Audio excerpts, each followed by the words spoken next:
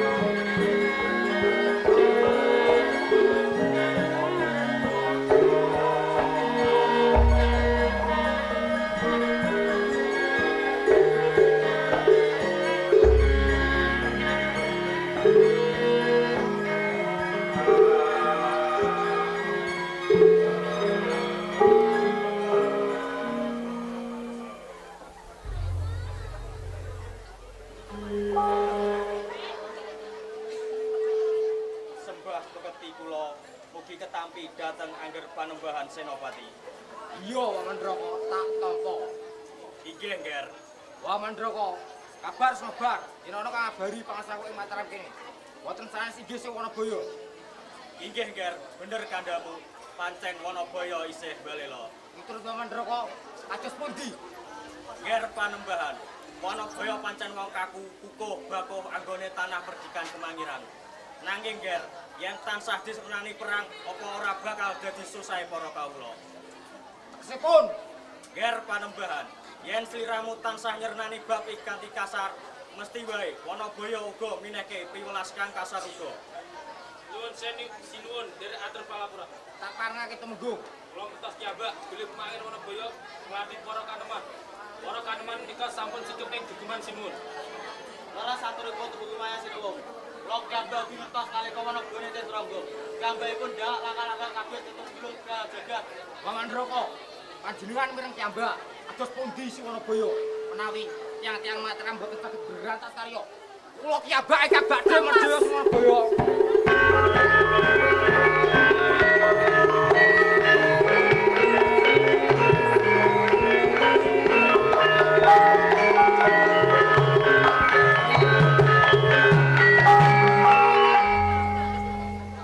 Mengko dhisik Nger panembahan. Aja tumindak sakarepmu dhewe. Kabeh kudu dipetut. Wamandroko, Wonoboyo kedas lan ing Mataram kene. Iya, Nger. Wis ora ana wong gumun yen si Wanabaya kalah. Yen angger sing Panembahan sing kalah lan gawe wirang, Nger. Lajeng atus pundi Paman Raka? Aku njaluk sowane putrimu, Retno Ayu Pambayun. Nuwun sewu, Pambayun. Yo, aku kang bakal ngandani, Nger. Anakku Juk, Dawuh Rama. kantinan bayimu mrene. Inggih Rama, ngestakaken dawuh.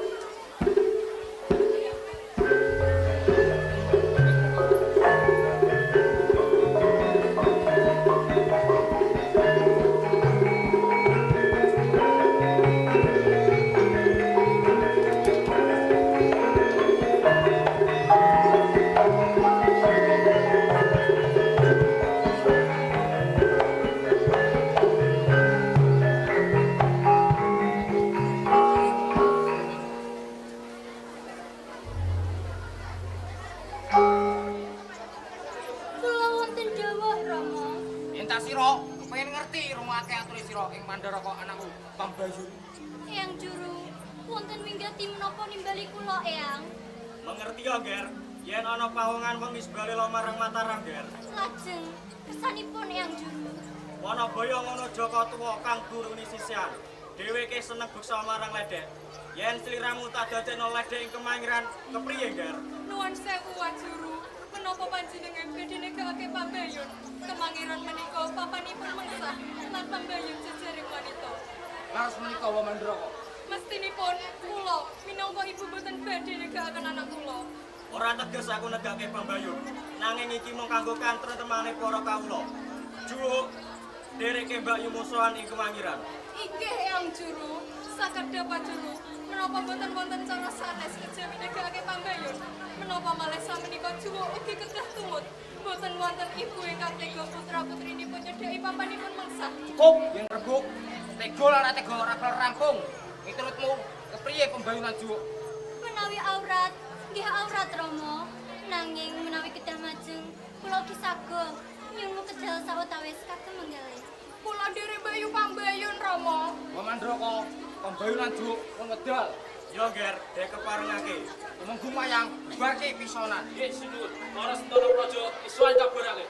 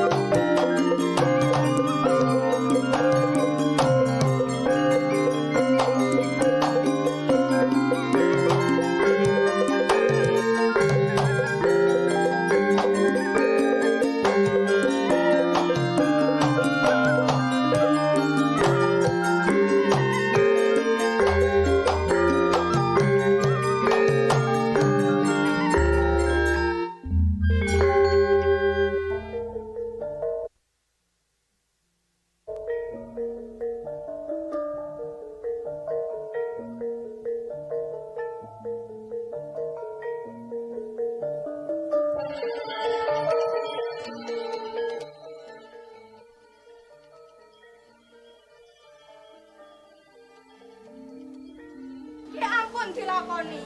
Nanging Juwo, Mataram butuhne aku. Bayu lah bisa selak to.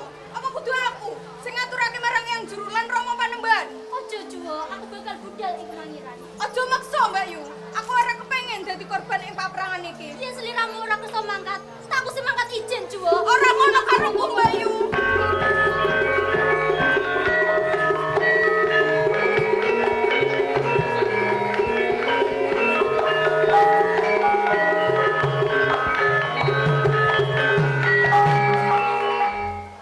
Dek sawah saka kaduhan, kok padha padu, Nduk?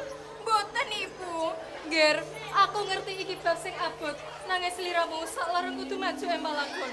Ibu, minangka putri, kula nyuwun tambah ing pangesti.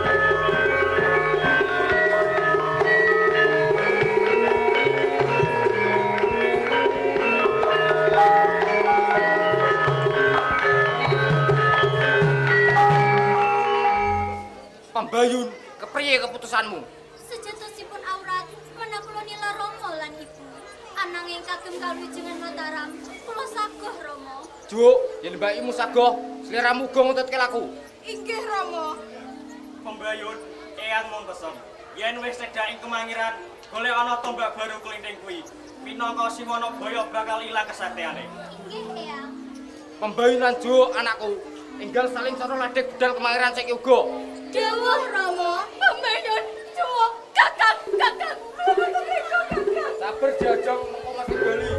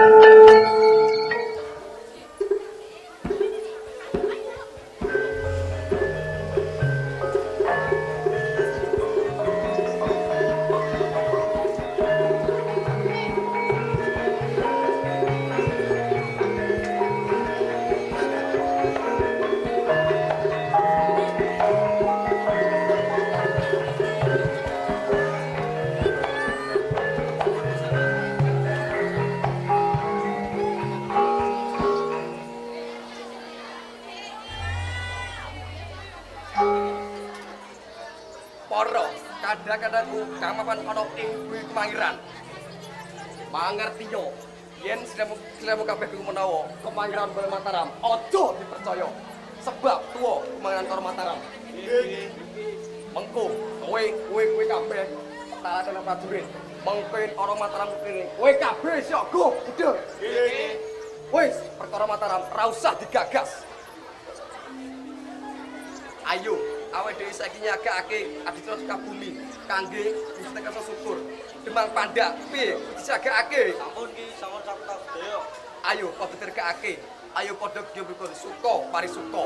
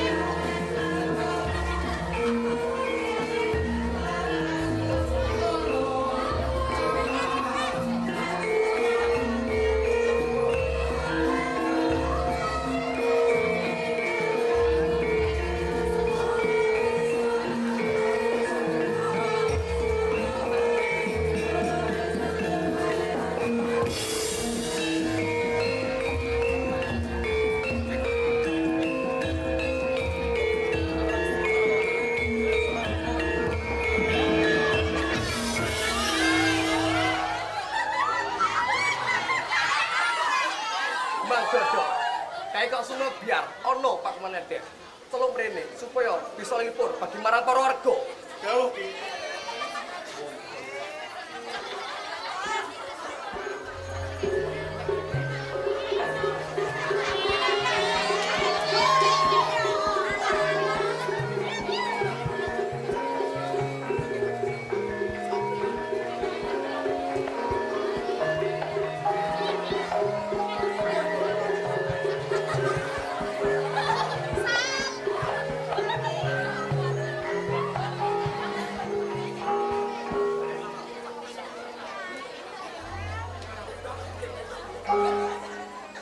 Menika ri, lende saking juga konipun kakangsa.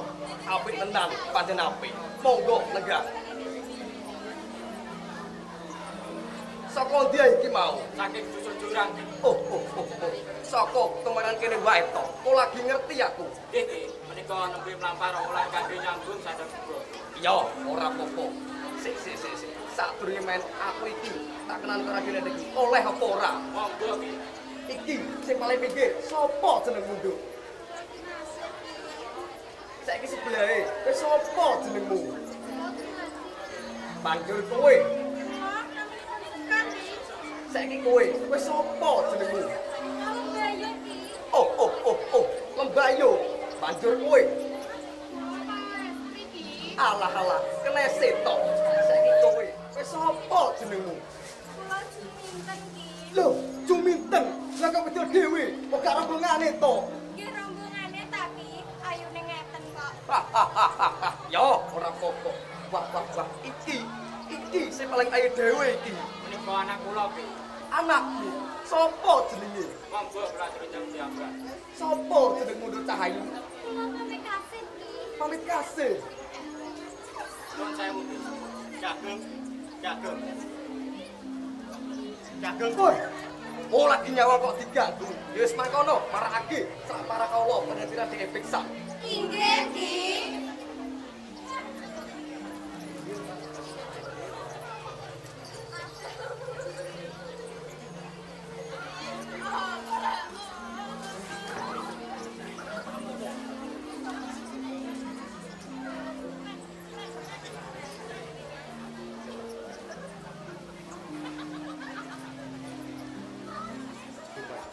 Yen liwat aku kelingan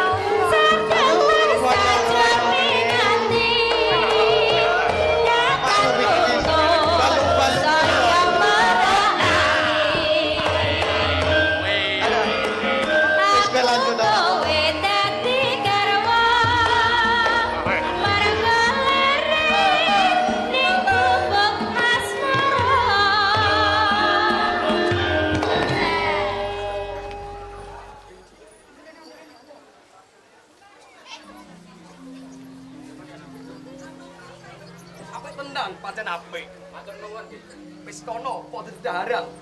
Inggih.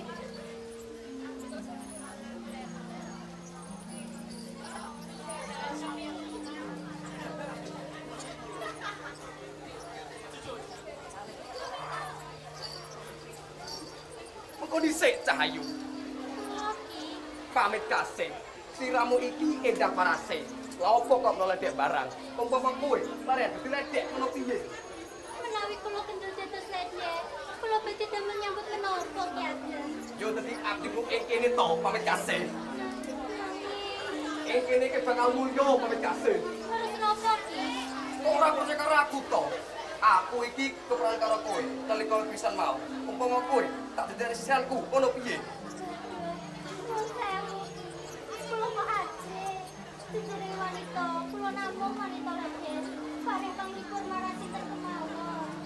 Pamit kasih. Mentok tak penake awakmu.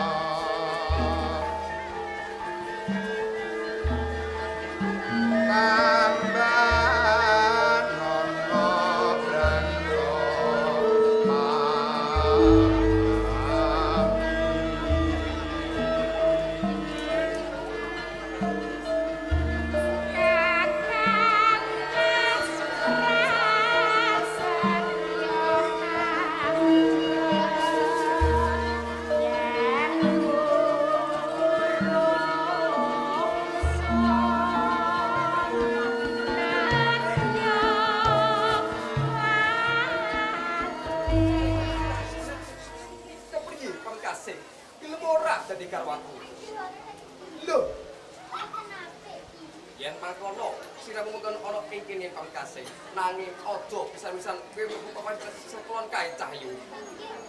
Yen mangkono ayo tak dirake ing sanggar palereman.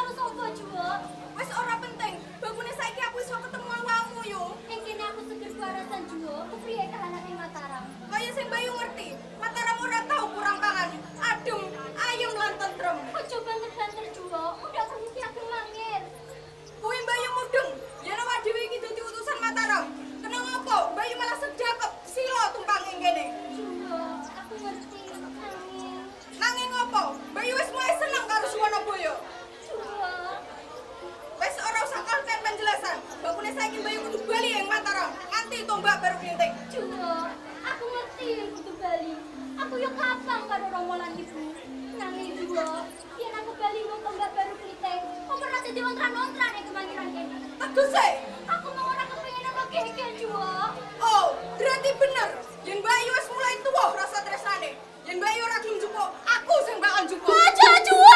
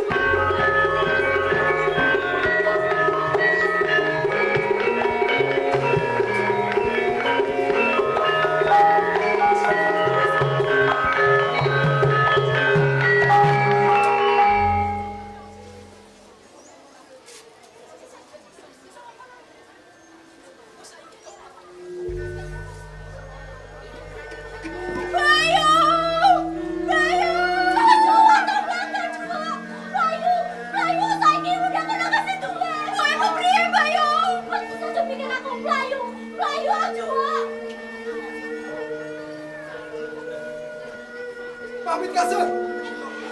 Raya kandang kene. Apa sing kau lakoni? Tombak balik kene koso kok papane. Bapakne, sapa kowe? Kulo gandane panjenengan, Kakang. Yen karmaku, patape ora kaya ngono pamit kasih. Sapa kowe? Nyuwun pangapunten, Kang Mas. Estunipun kulo Pambayun, putri Panembahan Senopati, Kang Mas. Pambayun, kowe Pambayun, anak Suwati Mataram. Yo, kapesan aku.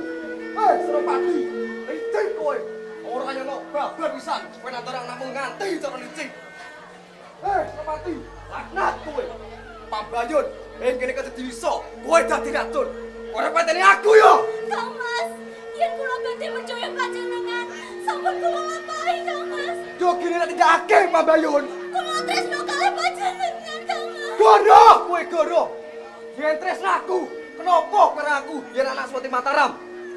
Kakang. Cukup! Licik wis Senopati. Pambayun, ing kene dadi iso, dadi racun. Yen kowe tak pateni, kowe sing bakal tak pateni Pambayun. Jajal, Kang Mas.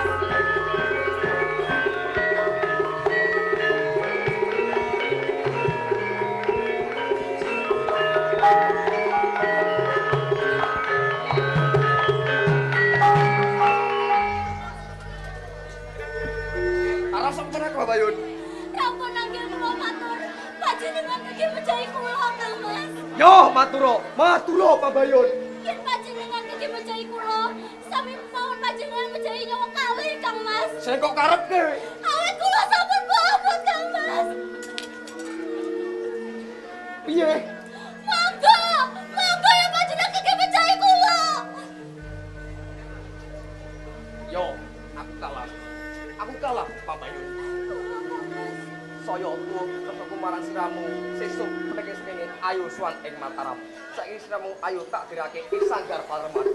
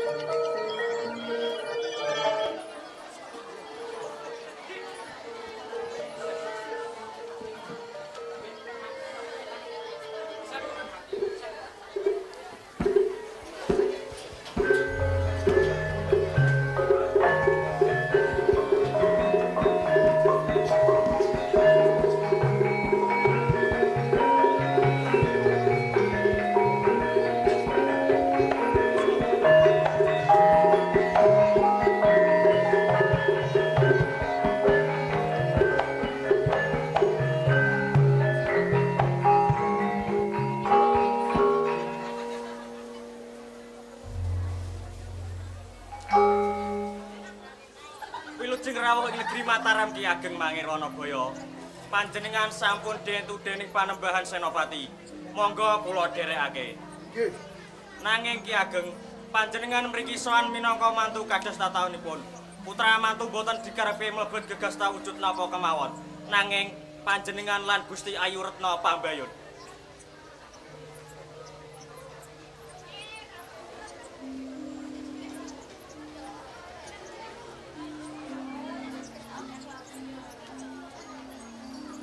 Hop!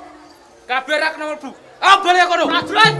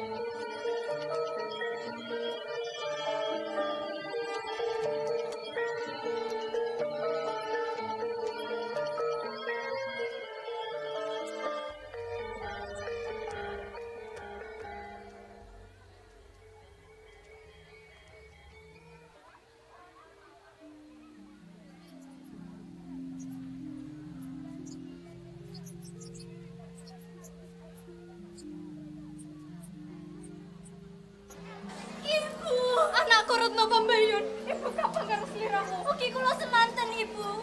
Adikku Juwo, selamat tekamu Mbayun. Ora kurang sawijine Juwo. Pambayun, marakake sembah pambekti marang Ramamu. Inggih ibu.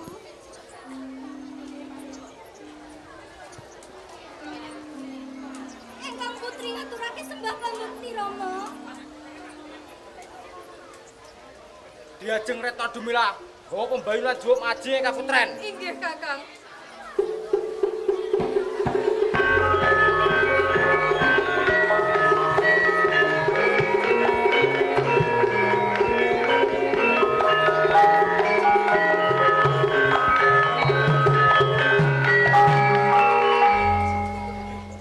Wamandroko, Kula Panembahan. Wamandroko, yen mantu arep marang maratuwa patrape kepiye Wamandroko?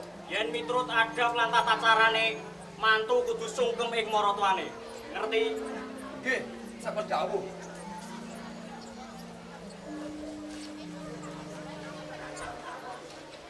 Kula ngaturaken sembah pangabekti kula sumaten sandapaning Kanjeng Senopati ing Mataram. Yo, tak tampa bektimu yen mangir sinung marang Mataram. Wong.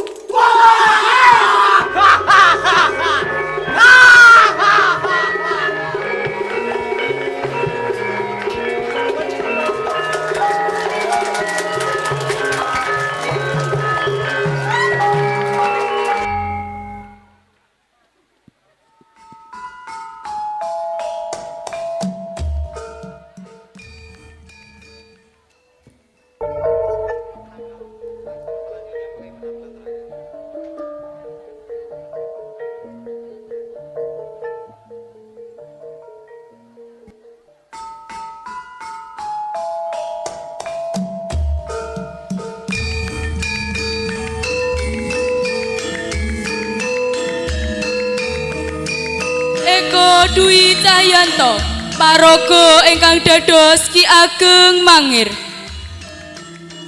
Kozinatul Asror, paraga ingkang dados Panembahan Senopati. Risma Dwi Arcelia Putri, paraga ingkang dados Pambayun lan Ledek. Gita Maya Fitriani, paraga ingkang dados Juwo lan Ledek. Alvina Damayanti, paraga ingkang dados Retna Dumila. Doni Andrea, paraga ingkang dados Ki Juru Mertani. Yosep Setiawan, paraga ingkang dados Demang Pandak. Vicky Lestari, paraga ingkang dados Demang Dodok. Muhammad Ardiansah paraga ingkang dados prajurit Kemangiran. Rahmat Aji Sasongko paraga ingkang dados tumenggung Singosari. Muhammad Iqbal Ramadhani paraga ingkang dados tumenggung Mayang.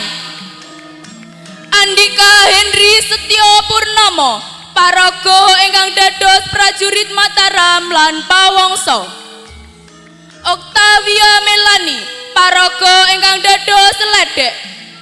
Octavia Ramadhani paraga ingkang dados Sledek. Natasha Amelia Putri paraga ingkang dados Sledek. Nurul Suci Amelia paraga ingkang dados Sledek. Nirmala Tri Zulfaning Tias paraga ingkang dados Sledek. Ramadan Miselino Nastiandra paraga ingkang dados Pangrawit. Rani Nurjanah ingkang dados narator. Luki Rizal Goibari ingkang dados pimpinan produser. Yesilia Anggraini ingkang dados sutradara. Rani Nurjanah ingkang dados asisten sutradara. Sinta Febriana Pratiwi ingkang dados sekretaris. Nurul Suci Amelia lan Octavia Ramadhani ingkang dados bendara.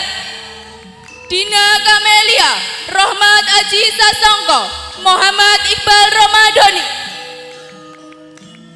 Vicky Lestari, Nirmala Tri Zulfaning Tias ingkang dados dokumentasi. Putra Pratama, Zona Zainal, Doni Andrea, Andika Henry, Risma Dwi Arselia Putri ingkang dados dekorasi lan perlengkapan.